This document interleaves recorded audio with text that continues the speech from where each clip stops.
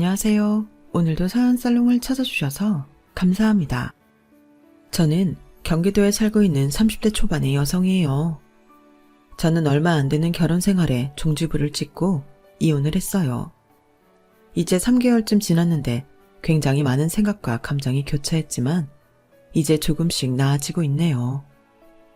여기 사연 채널에 이혼하신 분들의 이야기가 올라오더라고요. 그동안은 즐겨 듣기만 한 청취자였지만 오늘은 제가 이야기의 주인공이 되어 저의 사연을 들려드리고 싶어요. 그럼 바로 제 이야기 시작해볼게요. 저희 부모님은 자영업을 하셨는데 제가 고등학교 때까지는 부침을 많이 겪어서 어렵고 돈이 부족할 때도 종종 있었어요.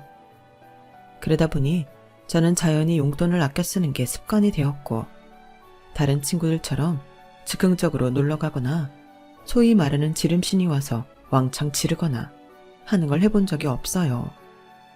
그렇다고 제가 친구들하고 잘 지내지 못한 건 아니었고 저 나름대로 친구들과 어울리는 방법을 익혀서 그다지 힘들지 않은 학창생활을 보냈던 것 같아요.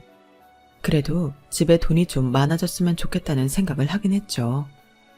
좋아하는 아이돌 굿즈도 못 사고 있으면 눈치 빠른 친구들이 제목까지 사서 선물해주곤 했거든요.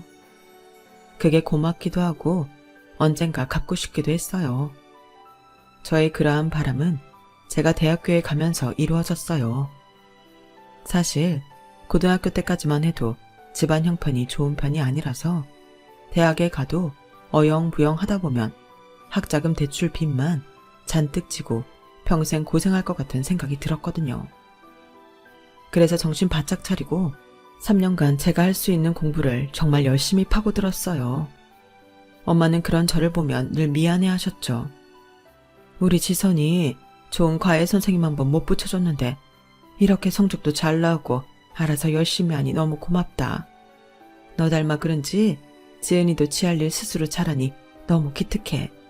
나중에 엄마 아빠가 너희 결혼할 때만이라도 원하는 대로 다 해줄 수 있으면 좋겠구나. 저희가 괜찮다고 해도 엄마는 늘상 이런 말을 입에 달고 사셨어요. 그런데 정말 신기하게도 제가 대학에 장학금을 받으며 붙고 나서 동생도 청소년 문학상 등을 타며 특기자 전형을 노려볼 수 있게 됐죠. 제가 대학 2학년 때 그쯤부터 부모님 일이 잘 풀렸고 집안 사정도 점차로 나아지게 되었어요. 여러 대출들을 차근차근 갚아나가기 시작했고 동생 역시 장학생으로 대학에 들어가고 저는 4학년이 됐을 때 저희 집은 드디어 엄마가 원하던 넓은 아파트로 이사갈 수 있게 됐어요. 그때는 정말 집안이 잔치 분위기였어요. 아빠는 저희 가족을 데리고 비싼 호텔 뷔페에 데려가셨어요. 이건 오랫동안 고생한 우리 가족 모두에게 주는 선물이야. 지선이 지은이 정말 고맙다. 니들이 별탈 없이 잘 커주고 공부까지 잘해서 아빠 엄마가 너희 딱 믿고서 일만 할 수 있었다. 앞으로 더 좋은 일만 생길 거야. 이제부터 다시 시작이다. 알았지? 파이팅이다. 그렇게 저희 가족은 뷔페에서 서로를 격려하며 즐거운 시간을 보냈어요. 부모님은 말씀하신 걸 지키시려는 듯 전보다 더 열심히 일하셨고 저희 집은 늦었을지 몰라도 자리를 잘 잡아갔어요. 저는 그동안 대학 졸업과 동시에 취직을 목표로 하고 있었기 때문에 마지막 대학 1년을 눈코 뜰 새 없이 보내고 있었고요. 그런데 자꾸 교수님이 제가 대학원에 왔으면 좋겠다고 하셨어요. 지선이 너는 아무리 봐도 연구자 타입이란 말이야. 연구자 타입인 애들이 회사에 취직하고도 결국은 다시 돌아오는 거 많이 봤거든. 그러니까 내 말 한 번만 믿고 대학원 시험 봤으면 좋겠다. 떨어지면 그때는 내가 회사 소개시켜 줄게. 어때? 라고 하실 정도로 저를 붙잡으셔서 저는 고민 끝에 부모님에게 상의를 했어요. 그랬더니 부모님은 대찬성하시더라고요. 아, 네가 그렇게 잘할 수 있다는데 뭘 망설여? 대학원에 가. 우리가 이제 너 뒷바라지 못할 형편도 아니고 공부할 수만 있으면 좋지. 뭘 그래? 무조건 가. 라는 엄마 말씀에 아빠도 맞장구를 치셨어요. 지선이 너 잘할 동안 해준 게 없어서 미안했는데 이번만큼은 엄마 아빠가 너 마음 편하게 공부하게 도와주마. 그렇게 해서 저는 대학원 진학을 결정했어요. 하지만 저는 결코 부모님 돈으로 편하게 공부할 생각은 없었어요. 엄마 아빠가 얼마나 고생하셨는지 잘 알고 있었기에 저 나름대로 과외도 하고 카페 알바도 하며 용돈을 벌었죠. 그래도 부모님이 여유 있으니 훨씬 마음 편하게 공부하게 되더라고요. 학교 다니면서 처음 느껴보는 기분이었어요. 그래서 대학원 때는 공부하면서 주말에는 짧게 가까운 나라들 여행도 많이 가곤 했어요. 그렇게 즐거운 대학원 생활을 하는 도중에 저는 뒤늦게 대학원에 진학한 선배를 알게 됐어요. 바로 남편이었죠. 저보다 나이는 3살 많은데 2학기 때부터 같이 공부하게 됐어요. 남편은 사람들하고 쉽게 친해지는 성격이라 학교에 와서 얼마 안 돼 많은 사람들하고 친해졌어요. 아는 사람이 많다 보니 누구 만나러 다니느라 바쁘기도 했고요. 학교에서도 보면 항상 누군가와 같이 이야기하거나 밥 먹고 있었어요. 옆에 있는 사람들은 처음 보는 사람들도 많았고요. 그러다 보니 얼마 있지도 않은 강의를 빼먹기도 했어요. 결국에는 시험 볼 때 어려움을 겪게 됐죠. 시험 전날이 되니 선배는 학교 동아리실에서 밤을 새며 공부하다가 조교 방에 와서 커피며 휴지며 별걸 다 가져갔어요. 뭐 동아리실에는 물품이 남아난 게 없다나요? 좀 얄밉기도 하고 짜증도 났지만 어쩌겠어요.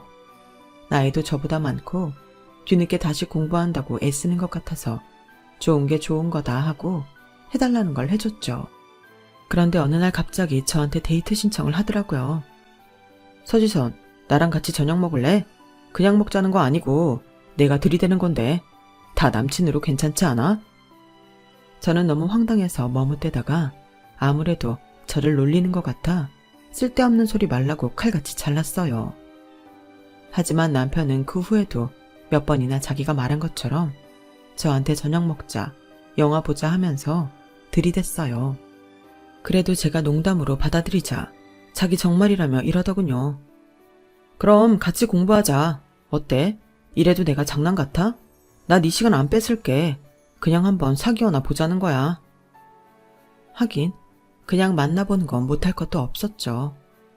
그래도 남편 첫인상이 그다지 성실하지 않고 좀 노는 걸 좋아하는 것처럼 보여서 선뜻 대답하지 못했어요. 그러다가 어느 날 남편이 학교에서 저를 만나겠다고 늦게 집에 가는 저를 기다리는 모습을 봤어요. 그런 남편이 진심이라고 느껴졌고 그럼 가볍게 만나보자고 했죠. 그렇게 남편과 저는 사귀게 되었고 제가 언제든지 헤어질 수 있다고 여지를 줘서 그런지 남편은 저한테 더더욱 매달리더라고요. 그런 관계가 제가 대학원 졸업할 때까지 이어지게 됐어요. 저는 대학원 석사학위를 받으면서 또다시 박사 공부를 해야 할지 고민하고 있었어요. 앞으로의 제 인생을 어떻게 꾸려나가야 할지 생각이 많아서 남편과도 헤어지려고 했죠. 그런데 남편이 느닷없이 저한테 결혼하자고 하더라고요. 지선아, 우리 2년 동안 사귀면서 별로 싸우지도 않았고 나름 잘 지냈잖아. 우리 둘 다 그저 재미로 가볍게 만나기로 했던 게 이 정도까지 오면 이건 인연이야. 나 아직 대학원 한 학기 남긴 했는데 그래도 나 졸업하면 바로 들어갈 회사도 있어. 그러니까 결혼부터 하자. 아니, 대책도 없이 무조건 결혼부터 하자는 게 말이 돼? 그리고 우리 결혼 생각하고 만난 것도 아니잖아. 누가 사귈 때 결혼 생각하고 만나? 만나다가 잘 맞는다 싶으면 결혼하는 거지. 결혼이라는 게 짝 있을 때 하는 거라더라. 너도 나도 우리 서로한테 짝이잖아. 내 지금 미래 계획에 선배랑 결혼은 없는데? 그리고 결혼하면 아무래도 여자가 집안일 신경 많이 써야 되는데 나는 공부나 일이 더 하고 싶지. 벌써 집안일 때문에 스트레스 받고 싶지 않아. 요즘 누가 집안일 여자 혼자 하냐? 다 남자랑 나눠서 하지. 내가 같이 할게. 진짜 많이 도와준다니까. 너 지금까지 내 모습 보고도 나 못 믿어? 내가 너 좋아서 결혼하고 싶다고. 진짜 이렇게 내 마음 모르는 척 할 거야? 남편이 하는 말에 저는 얼굴이 붉어졌어요. 이렇게 솔직하게 제가 좋다고 하는 프로포즈는 앞으로도 못 들을 것 같은 마음도 들었죠. 그래도 저는 바로 결혼하는 건 무리가 있다고 생각해서 정말 결혼하고 싶으면 남편이 마지막 학기 잘 마치고 나서 했으면 좋겠다고 했어요. 그리고 저는 박사과정 할 생각이 있기 때문에 제가 결혼하고도 공부하는 걸 반대하지 말라고도 했죠. 남편은 바로 결혼 안 한다니 좀 섭섭한 표정을 짓기는 했지만 알았다고 하며 기다리겠다더군요. 저는 남편이 진심이 아니라면 얼마 안 가 자기가 한 말을 취소하고 저와 헤어질 거라고 생각했어요. 하지만 남편은 저와 계속 만났고 정말 졸업 후 결혼할 계획을 세우고 있더라고요. 이 사람은 나하고 함께하는 미래에 진심이구나 라는 마음이 들어 결혼 약속을 했고 남편은 굉장히 좋아했어요. 그리고 저희는 남편이 졸업을 할 무렵부터 본격적으로 결혼 준비에 들어갔어요. 남편은 어릴 때 아버지가 돌아가셔서 어머니와 여동생 3인 가족이었어요. 그 신우가 상견례 때 어찌나 얄미운 소리만 하든지 아직도 잊혀지지 않네요. 오빠랑 같은 대학 같은 과라면서요? 공부 되게 잘했네. 근데 저희 오빠보다 잘하는 건 아니죠. 아무래도 여자가 더 잘나면 같이 살 때 껄끄럽죠. 이거 뭐 고리타분한 얘기가 아니고 제 친구들이 그러더라니까요. 남편이 자기보다 못해서 여러 가지로 눈치 보이고 남편도 열등감 느낀대요. 뭐 아무튼 그래도 둘 다 머리 좋으니 조카들은 공부 잘하겠네요. 언니는 결혼하고 그거 하나는 우리 집에 제대로 기여하겠어요. 듣기 불편한 말들이었지만 저와 저희 가족은 아무 대꾸도 하지 않았어요. 시어머니와 남편이 신우한테 쓸데없는 소리 하지 말라면서 더 이상 말 못하게 한 것도 있었고요. 신우의 그런 말은 황당했지만 저랑 직접적으로 부딪힐 일이 없다고 생각해서 별 생각이 없었어요. 어차피 저는 시어머니랑만 잘 지내면 되지 않겠냐 싶었고요. 사실 그렇잖아요. 신우가 저랑 얼마나 보고 살겠어요. 그렇게 저희가 결혼을 하고 신혼여행을 가기 위해 공항에 있을 때였어요. 저희는 결혼식을 마치고 바로 공항을 갔기 때문에 그 자리에는 저와 남편, 친구들, 그리고 신우와 신우 친구로 보이는 사람 몇 명이 배웅을 나왔어요. 그런데 신우가 자기 친구들하고 뭐라고 쏘근대더니 저를 전에 없이 아주 차갑게 보더라고요. 아무리 싸가지 없는 말을 해도 그 정도는 아니었는데 이제는 저를 아주 경멸하는 게 눈에 보였어요. 하지만 저와 남편은 곧 출입국 심사를 받기 위해 나가야 했고 저는 신우가 찝찝했지만 무슨 일인지 물어보지도 못하고 바로 신혼여행을 떠나야만 했어요. 그리고 곧 모든 걸 잊어버리고 남편과 즐겁게 지내다 돌아와서 시댁에 인사를 드리러 갔어요. 그런데 여전히 저를 우습게 보는 듯한 신우의 얼굴을 보니 바로 공항에서의 일이 떠오르더라고요. 그래서 저는 저녁을 먹은 후 신우한테 살짝 물어봤어요. 제가 뭐 잘못한 게 있는지 아니면 불편한 게 있는지요. 그러자 신우는 생각지도 못한 말을 하더라고요. 아니, 내 친구가 새언니 바로 알아보던데요. 같은 고등학교 나왔다고요. 새언니가 2년 선배인데 완전 독종으로 소문나서 고1이었던 제 친구도 알 정도였다고요. 네? 독종이라뇨? 제가요? 고딩 때 학교에서 공부 잘하기로 소문난 게 새언니라면서요. 뭐 그렇게 말하는 사람이 있었는지는 몰라도 소문날 정도는 아니었어요. 언니 빼고는 다 알았나 보네요, 그럼. 집이 어려워서 어떻게든 1등만 하려고 독하게 살았다고요. 새언니 애들하고 놀러도 못 다니고 아이돌 팬질 한번 한 적 없다면서요. 근데 또 아이돌은 좋아했다며. 그래서 애들한테 아이돌 굿즈는 국어라고. 애들은 새언니 불쌍해서 나눠주고. 아, 구질구질해. 그래서 그런가? 새언니 얼굴에 고생이 있어. 사람이 찌들었다고. 근데 한참 해맑고 순수해야 할 고딩 때 어떻게 그렇게 살아? 저는 그냥 제 위치에서 할 수 있는 걸 최선을 다했어요. 그게 고생이 찌든 거라고 해도 할 말은 없네요. 그리고 같은 학년도 아닌 2년 후배가 뭘 얼마나 할까요? 소문이라는 건 내는 사람 마음이고 말이 점점 변하는 거잖아요. 친구들이 저한테 좋아하는 아이돌 굿즈를 준 적은 있어도 제가 그걸 먼저 달라고 해본 적은 없어요. 그렇게 지난 일 잘 알지도 못하면서 하는 말에 너무 신경 안 썼으면 좋겠어요. 그리고 아가씨 말 자꾸 놓는데 그것도 안 그랬으면 좋겠네요. 제 말에 신우이가 무안했는지 얼굴이 벌개져서 입을 꽉 다물더라고요. 그런데 시어머니가 저를 나무라는 거였어요. 너야말로 다 지난 일이라면서 뭐 그렇게 정색을 해? 아니면 된 거 아니니? 우리 현장이가 들은 얘기한 걸 갖고 뭘 그렇게까지 말해? 그건 네가 찔리는 게 있어서 그런 거 아니겠어? 그리고 사람이 가족끼리 반말할 수도 있는 거지. 너처럼 예의만 차리다 어떻게 친해지니? 그동안 잠잠하던 시어머니는 결혼하고 나니 저를 잡으려고 작정한 것처럼 한치도 옆을 내주지 않더군요. 신우는 시어머니가 자기 편을 들자 의기양양해서 고소하다는 듯 저를 쳐다봤고요. 그런 상황인데도 남편은 아무 관심이 없었어요. 그저 맥주에 오징어 갖다 놓고 TV 화면으로 게임하느라 정신이 없었죠. 저는 이 상황이 너무 속상하기는 했지만 그래도 처음 시댁에 온 날부터 더 이상 시끄러운 일 만들지 말아야겠다고 생각해 아무 말 없이 저녁 먹은 걸 치웠어요. 그런데 시어머니가 옆에 와서 이러더군요. 근데 니네 친정 가게는 월수익이 얼마나 되니? 뭐 빚 같은 건 없지? 네, 그런 건 없어요. 전에 대출 받았던 것들도 다 갚고 이제 순이익만 내고 있어요. 그럼 아파트도 자가맞아? 거기서 나가는 돈은 없는 거지? 이거 확실히 해야 한다. 우리 준섭이 뼈 빠지게 일해서 니네 친정 먹고 사는 거 건사하면서 살면 불쌍해서 안 되잖아. 저는 아직 남편이 취직도 안 했고 지금은 내 돈으로 먹고 산다고 말하고 싶은 걸 겨우 참았어요. 저는 남편 직장이 구해지기 전까지 교수님 연구 도와드리면서 월급을 받기로 했거든요. 또 친정 부모님이 안정될 때까지 쓰라고 제 앞으로 주신 돈도 있었고요. 시어머니 말에 남편은 슬쩍 제 눈치를 보며 이렇게 말했어요. 엄마, 장인 장모님 가게 잘 되고 있어. 그 치킨집 유명해져서 멀리서도 먹으러 오고 가게 간판 달고 분점으로 하게 해달라고 상담 오는 사람들도 많아. 조만간 2호점 생길 것 같던데. 그리고 당연히 아파트 자가이고 빚도 없는데 첫날부터 왜 그래? 그건 아니지. 첫날이니까 할 말은 오늘 하는 게 좋지 않겠어? 오늘 안 한다고 다른 날 안 할 것도 아니잖아. 그리고 난 준섭이 네가 처가에 매여서 사는 거 싫다.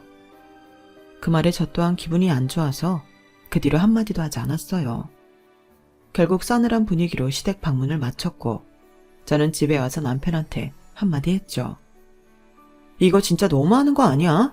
아가씨는 어디서 말도 안 되는 소리를 듣고 와서 사람 무시하지를 않나. 어머니는 우리 집에서 오빠 어떻게 할까봐 미리 벽을 치지 않나. 앞으로 네가 잘하면 다 해결되지 않겠어? 처음이니까 몰라서 그런 말 할 수도 있지. 그냥 아무 말 없이 너나 처가에 대해 오해하며 지내는 것보다는 깨끗하게 닦아고 가는 게 깔끔하긴 하잖아. 다른 말은 다 그렇다 치고 저보고 앞으로 잘하면 된다는 게 참 말이 이상하더군요. 제가 뭘 잘못한 것도 없는데 말이죠. 그렇게 불안하게 시작된 신혼생활은 완전 끔찍했어요. 남편은 결혼 전과는 다르게 180도 태도가 싹 변해버렸어요.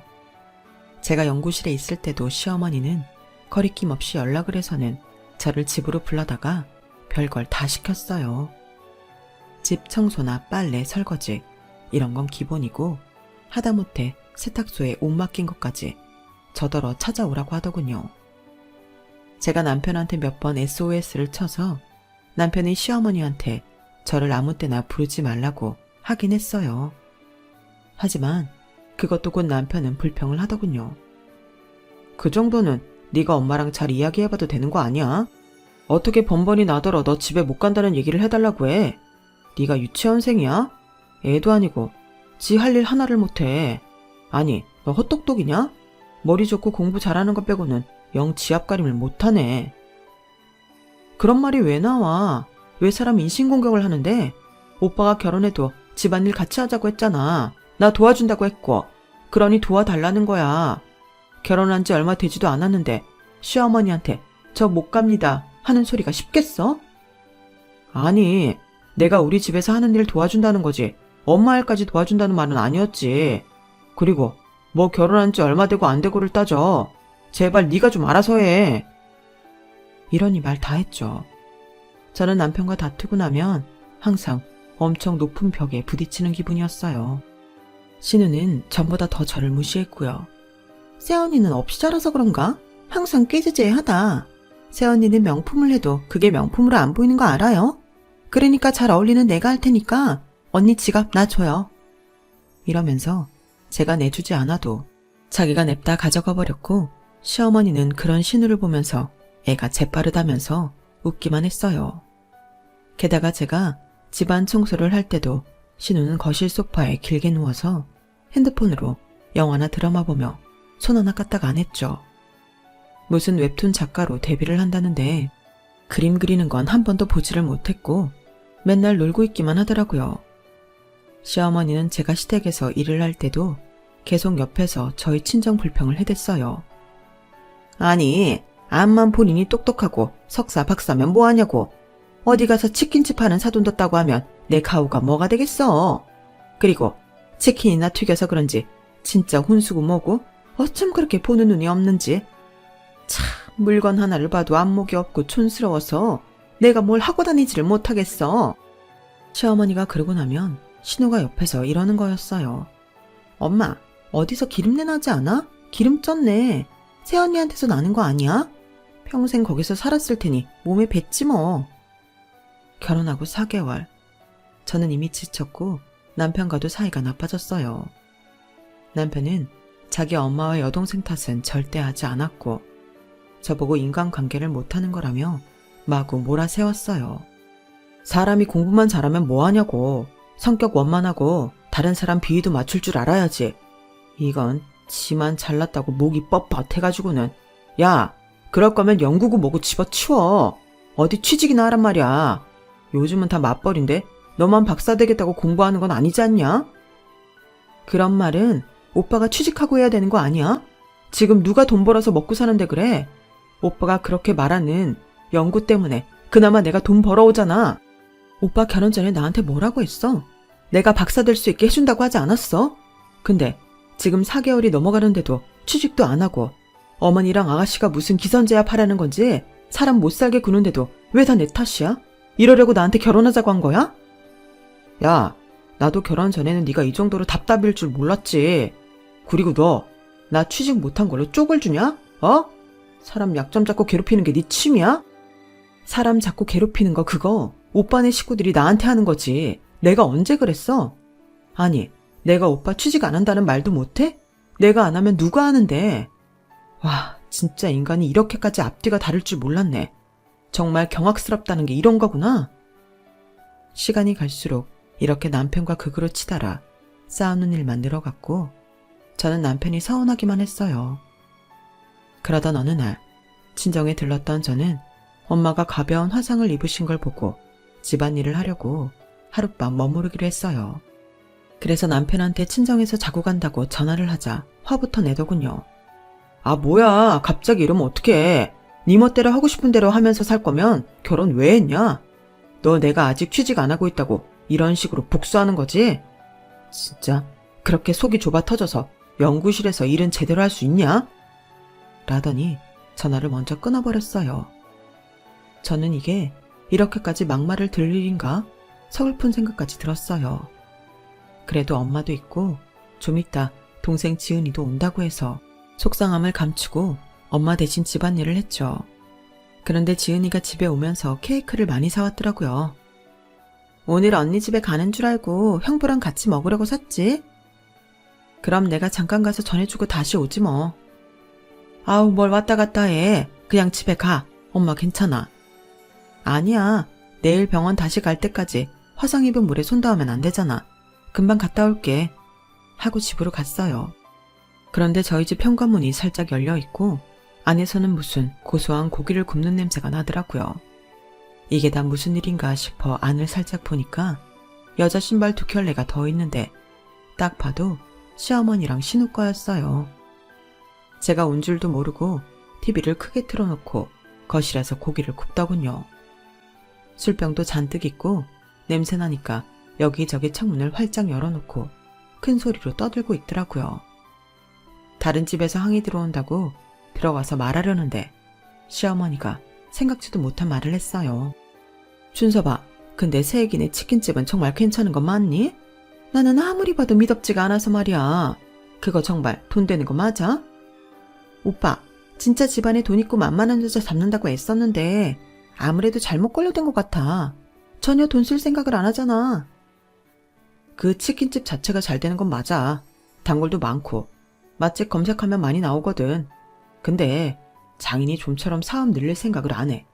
이제 2호점 내서 어떻게 하자는 건지. 나는 왜 그걸 프랜차이즈 안 하는지 모르겠더라.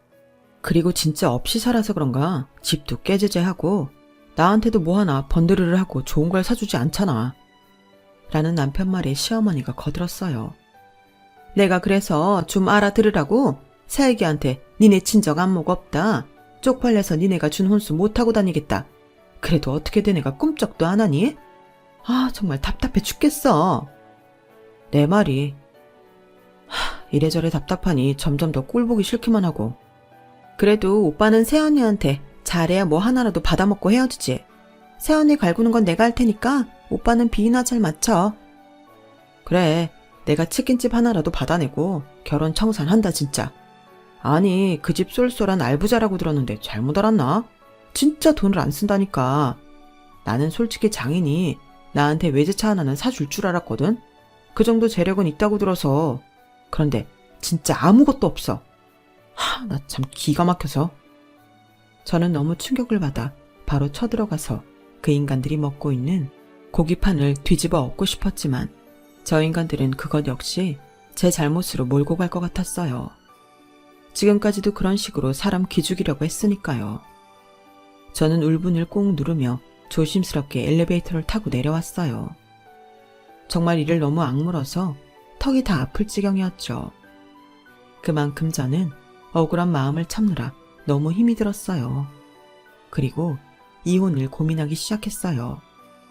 그런데 며칠 후 시어머니한테 연락이 와서 갑자기 신우가 결혼할 남자 데려온다며 저보고 집에 와서 대청소도 하고 음식 준비도 하라더군요. 제가 이혼할지 말지 갈등하고 있는데 말이죠. 우리 현정이랑 결혼할 남자인데 아무거나 준비할 수 있니? 너네 집 수준으로 뭐 할 생각하지 말고 야채고 고기고 전부 백화점 가서 사와야 된다. 과일도 그래. 어디서 싸게 사겠다고 시덥지 않은 거 사오면 당장 내다 버릴 줄 알아. 어머니, 그럼 어머니 마음에 드시는 백화점에 인터넷이나 핸드폰으로 주문하세요. 요즘 다 배송받는 시대인데 누가 그런 걸 일일이 직접 가서 사요. 어머, 얘 말하는 것 좀 봐. 그럼 네가 핸드폰으로 시켜. 누구더러 이래라 저래라야. 난 이 시어머니야. 네, 그럼 시어머니니까 제 돈 안 쓰게 하실 거죠? 웃 어른이잖아요. 저한테 돈 송금하시면 제가 배달 주문할게요. 안 그래도 오빠가 취직 안 하고 있어서 생활비 전부 제가 대느라 남는 돈이 없거든요. 그럼 그렇게 알고 있을게요. 하고는 전화를 그냥 끊어버렸어요. 그러자 남편하고 시누이 양쪽에서 저한테 문자질을 하고 난리도 아니더라고요. 제가 못돼 먹었다나요? 그래서 저도 남편한테 한마디 했어요. 못돼 먹었으니까 내 돈으로 신우 결혼할 사람 장까지는 못 봐. 그렇게 아가씨한테 잘해주고 싶으면 오빠 돈으로 해. 어디서 돈을 꾸든 알아서 하라고. 그리고 2시간쯤 지났을까요? 갑자기 남편이 아주 꼬리를 내리고 전화를 했더라고요. 지선아, 우리 지선이 오빠한테 뭐 섭섭해? 요즘 지선이 많이 삐쳤는데 오빠가 그냥 넘어갔네. 이번에는 내가 돈 낼게. 아무튼 그날 음식 준비는 잘 부탁해. 저는 이제 남편이 무슨 말을 해도 혹하지 않았어요. 그 인간 검은 속내를 다 알게 됐으니까요. 저는 남편이 보낸 돈만큼만 딱 시댁에 배달 주문을 시켰고 신우 남편감이 온다는 날 늦도록 시댁에 가지 않았어요. 남편이 어르고 달랜 다음에야 겨우 갔죠. 남편은 친구 만날 일이 있다며 저녁에 시댁에 온다고 했고 저만 먼저 도착했을 때였어요. 시어머니가 자기 친구 한 명을 불러서 음식을 하며 이러더라고요. 내가 암만 생각해도 이 음식을 며느리 시키면 치킨집 안주처럼 내갈 것 같더라고. 게다가 아침부터 불러도 오지도 않아. 걔가 요새 왜 그리 뻗대는지 모르겠네. 그래서 할 수 없이 자기랑 같이 만들려고 불렀지. 아니 그래도 그 치킨집 아주 알부자라며. 그래서 좋아했잖아. 모르겠어. 뭐 인기는 많은가 본데 영 사업수완이 없나 봐. 아휴, 우리 준섭이가 어쩌다 그런 애를 만났는지 원. 저는 더 이상 참을 수 없어서 현관문을 열고 들어갔고 시어머니 친구는 저를 보고 놀라서 어쩔 줄 몰라 하더군요. 어머니, 그게 대체 무슨 말씀이세요? 오빠가 어쩌다 저를 만났냐고요? 그건 제가 할 소리죠. 진짜 적반하장도 유분수라는 말은 이럴 때 쓰는 거였군요. 하지만 시어머니는 눈 하나 깜짝하지 않았어요. 아우, 닭이나 튀기던 그 인격 어디 안 가네. 어디서 싸가지 없게 어른들이 있는데 큰 소리야. 네가 뭘 잘했다고 소리를 높여? 경우가 없어도 유분수지. 저는 너무 열이 받아서 참지 못하고 안방으로 갔어요. 뒤에서 시어머니가 어머, 쟤 미쳤나 봐 라며 악을 썼지만 저는 아랑곳하지 않았어요. 저는 시어머니 장을 열고 저희 부모님이 해준 밍크 코트에 밍크 모자 그리고 명품 백을 커다란 쇼핑백에 챙겨서 나왔어요. 물론 백 안에 있는 시어머니 물건들은 바닥에 쏟아버렸죠. 치킨이나 튀기는 사람들 해주는 거 못하고 다니신다면서요. 그러니 이거 제가 도로 가져갑니다. 이의 없으시죠? 그러고 시댁을 나왔고 저는 바로 집으로 가서 제 짐을 싸기 시작했어요. 이제는 하루라도 빨리 이 인간들과 정리해야겠다는 생각뿐이었죠. 그리고 제가 짐을 다 챙겨 택시를 부르고 집을 나서려고 할 때였어요. 갑자기 남편의 시어머니, 시누이까지 집으로 들이닥치더군요. 시누는 다짜고짜 제 뺨을 갈기더니 악을 썼어요. 야, 너 내 목걸이 귀걸이 세트 내놔. 네가 엄마 코트랑 모자랑 가방 가져가는 척하면서 내가 받은 선물 가져갔잖아. 저 안 가져갔어요. 그리고 전 안방에만 갔지 아가씨 방 근처도 안 갔어요. 어머니도 보셔서 알 거 아니에요. 그런데 시어머니까지 말도 안 되는 악을 쓰더라고요. 너밖에 이런 짓 할 사람이 없어. 너밖에. 그러니까 좋은 말 할 때 내놔. 그럼 우리가 조용히 해결할게. 해결하고 말고 할 거 없고요. 아가씨가 잃어버린 건 아가씨가 알아서 하세요. 저는 나갈 거니까 좀 비켜요. 그런데 남편이 다짜고짜 제 캐리어를 빼앗더니 바닥에 놓고 다 풀어헤치는 거 아니겠어요? 이게 뭐 하는 짓이야. 사람을 뭘로 보고 이래. 당장 그만둬. 나 가만 안 있어. 너야말로 미쳤어. 오늘 같은 날 이게 뭐야. 너 뭐 하는 짓이냐. 우리 현장이 목걸이랑 귀걸이 그거 너한테 얼리지도 않는 거 네가 가져서 뭐하게. 그리고 네가 이러고 나가면 우리가 무서울 줄 알아? 야, 어디 봐. 보라고. 나한테 니네 그 잘난 목걸이랑 귀걸이 있나 보라고. 라며 남편 얼굴로 제 옷가지며 화장품을 막 집어 던졌죠. 시어머니와 신우가 제 물건을 샅샅이 뒤졌지만 목걸이 귀걸이 세트는 나오지 않았고 저는 열이 받아서 다시 짐을 챙겼어요. 그러자 신우가 이러더라고요. 오빠, 어쩌다 이런 년한테 물린 거야. 그러게 좀 더 잘 알아보고 결혼하랬잖아. 그러게나 말이다. 어쩌다가 내가 이런 험한 꼴까지 봐야 되니? 아휴, 집안에 여자가 잘 들어와야 된다는데 이렇게 싹수가 노란이 짐이나 싸고 있지. 저는 더는 말하고 싶지 않아서 짐을 들고 나와버렸어요. 택시에 짐을 싣고 있는데 남편이 쫓아 나오더라고요. 너 이거 무슨 뜻이야? 가족끼리 다툰 거 가지고 집을 나가? 네가 그러고도 결혼한 여자야? 야, 너 솔직히 말해. 나 좋아서 결혼한 거 아니잖아. 만만하고 우리 집에 받아 처먹을 거 있을 것 같아서 결혼했잖아. 내가 그걸 알고도 왜 너랑 살아야 돼? 무슨 소리야. 아무튼 넌 그 성격 좀 고쳐야 돼. 이제 반년도 못 살아놓고 이게 뭔 난리야? 진짜 돈내 창피해 죽겠어. 네가 창피해 죽을 것 같으면 난 벌써 죽었다 이 자식아. 그렇게 저는 남편과의 정리를 결심하고 친정으로 돌아왔어요. 그런데 친정 부모님도 동생도 아무도 놀라지를 않더라고요. 제가 이혼을 하겠다고 하니 순순히 그러라고 하시는데 아무래도 제 결혼 생활이 순탄치 않은 걸 다 알고 있었던 것 같더라고요. 그리고 보름쯤 지나 엄마가 이런 말씀을 하시더라고요. 실은 심사방이 자꾸 아빠한테 와서 프랜차이즈 사업을 하자 아니면 자기가 사모점을 내겠다 그랬었어. 우리는 처음에 그렇게 해주려고 했는데 갑자기 그 여동생이 상견례 때 무례하게 굴던 거며 엄마라는 사람이 자기 딸 그러는 걸 적극적으로 혼내지 않던 게 떠올라서 혹시 심사방한테 딴 속셈이 있나 싶어 거절을 했지. 그게 잘한 건지 아닌지 모르겠다 싶었는데 결국 이렇게 됐구나. 잘했어. 내가 바보였지. 그런 사람한테 속는 게 아니었는데. 정말 미안해 엄마. 나 때문에 속 많이 상했지? 어디 너만 하겠니? 엄마 아빠는 괜찮아. 그냥 나쁜 꿈 꿨다 치고 다 잊어버려. 엄마뿐 아니라 아빠도 동생도 다 저를 위로하고 다독여줬어요. 그런데 문제는 다음부터였어요. 막상 제가 이혼 소송을 하고 진흙탕 싸움이 됐는데 아무래도 자기가 이길 것 같지 않으니 남편이 초조해진 것 같더라고요. 저한테 자꾸 전화해서 다시 해보자고 하는 걸 딱 끊어버렸어요. 그러자 시어머니가 저를 학교까지 찾아와서 막말을 하더군요. 야, 아무리 세상이 달라졌어도 여기 한국이야. 네가 이혼녀 딱지 달고 잘 살 것 같아? 우리 아들이니까 너 같은 거랑 결혼해 준 거야. 너 같은 치킨집 딸년이 어디서 멀쩡한 남자 만날 것 같아?